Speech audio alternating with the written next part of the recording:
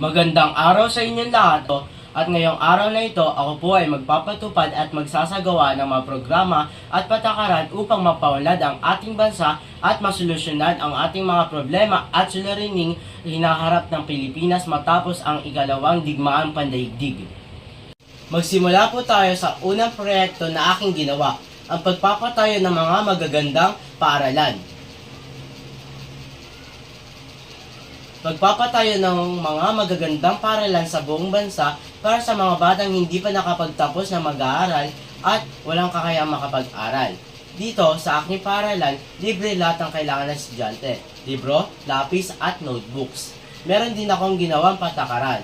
Papasalihin ang mga batang malnourished sa feeding para sila ay pakainin ng mga masusustansyang pagkain para sila ay madagdagan ng timbang at sila ay maging malusog.